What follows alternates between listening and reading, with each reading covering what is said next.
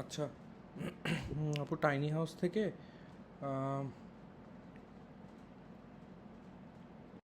এই এটা আর এটা এই দুইটা দিয়ে দিলেই হবে টাইনি হাউস থেকে।